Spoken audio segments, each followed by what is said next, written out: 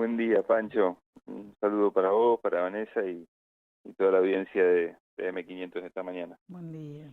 Un gusto saludarte, Hernán. Igualmente, Pancho, igualmente. Por tantos años, ¿no? Sí, sí, la verdad que, bueno, acá seguimos en la huella y la verdad que también agradecido de tantos encuentros que hemos tenido radiales vos y yo. Bueno, Hernán, 30 años de la partida de Jaime. 30 años Y vos gran. escribiste Vida con sabor a evangelio. Contanos qué dice el libro.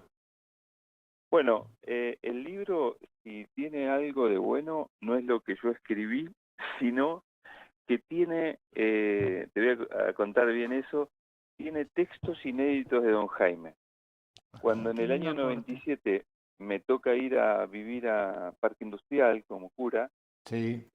Juan me pide que ordene unas cajas que Jaime había traído del obispado. Estamos hablando de Juan San Sebastián.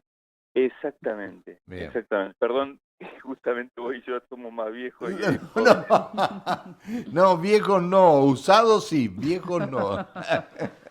Y en esos archivos encuentro los manuscritos que don Jaime preparaba para poder predicar en la misa de 8 de la mañana. Durante tantos años él, digamos, se emitía por el EU5 los domingos a las 8 de la Sí, mañana. sí, señor. Él se levantaba a las 6 de la mañana y entonces eh, rezaba y escribía en unas hojas oficio, más o menos en general 2 hojas oficios, cuál iba a ser la estructura de su pensamiento, de su prédica esa mañana. Bueno, finalmente con esos documentos en esos años nos ayudaron los católicos alemanes para comprar un escáner, en aquel tiempo no era tan fácil, y escaneamos todos los materiales y no solo los escaneamos, sino los tipeamos, los escribimos. Nos convertimos casi en peritos calígrafos de don Jaime, digamos así. Y con ese material yo me fui a Barcelona e hice mi tesis en teología sobre su pensamiento, que busca reflejar un poco cuáles han sido sus núcleos de vida en su tarea pastoral.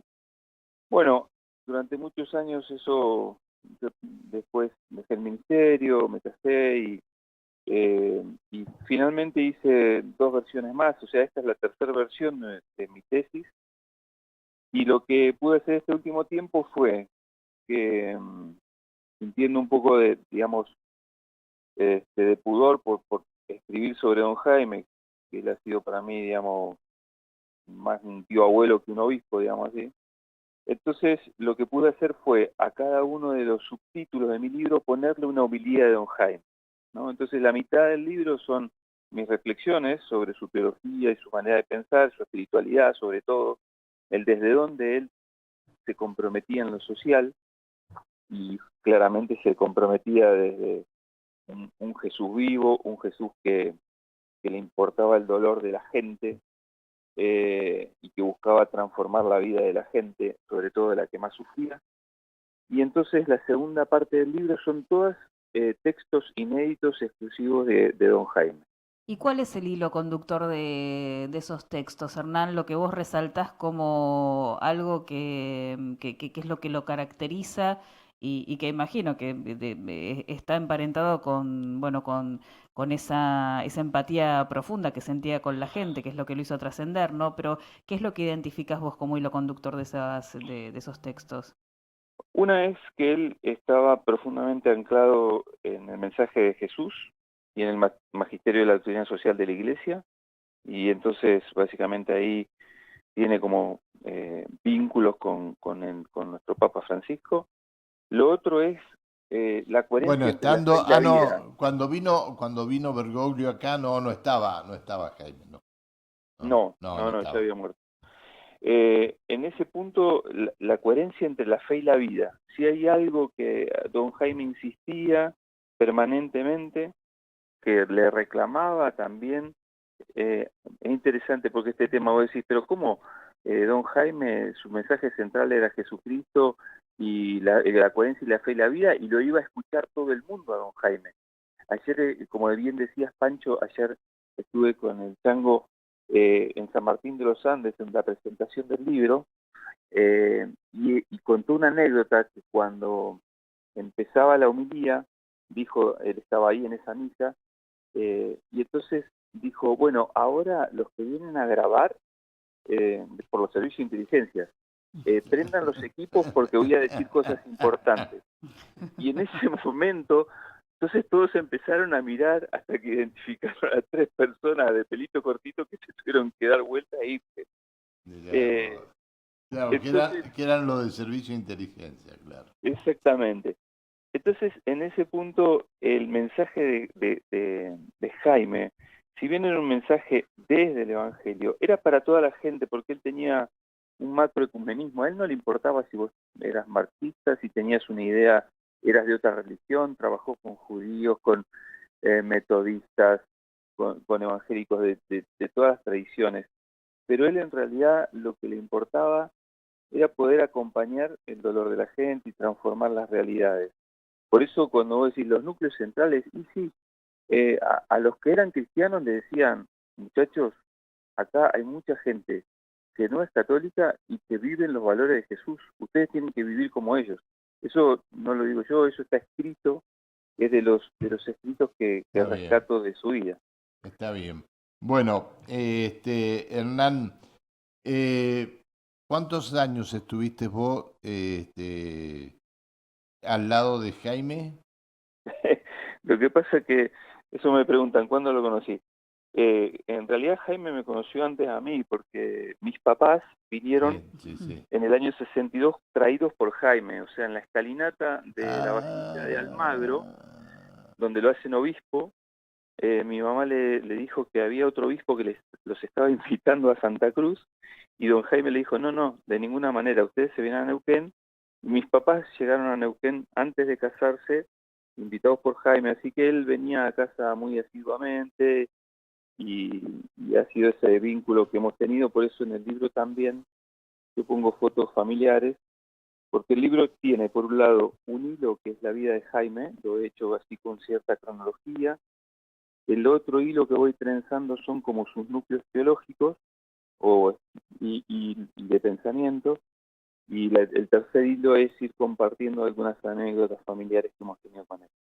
¿Y alguna anécdota que te lo pinte de cuerpo entero, pero que que sea fuera de lo eclesiástico en ese ámbito familiar que vos compartías? Su simplicidad cuando venía a casa, y una anécdota muy fuerte. El 2 de abril de 1982 nos fueron a buscar, mis papás me iban a buscar a la escuela, a mi hermano y a mí, y llegamos y Jaime estaba en la sala donde teníamos el televisor mirando todo el tema de Malvinas. Uh-huh. Y la señora que nos acompañaba y nos acompañaba en la casa y por las tareas domésticas, lo invita para que invita a almorzar.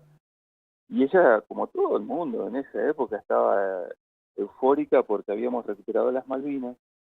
Y recuerdo que don Jaime, que nunca lo había visto así, se enojó muchísimo y le dijo, mire, usted no sabe el dolor que esto le va a provocar a la Argentina.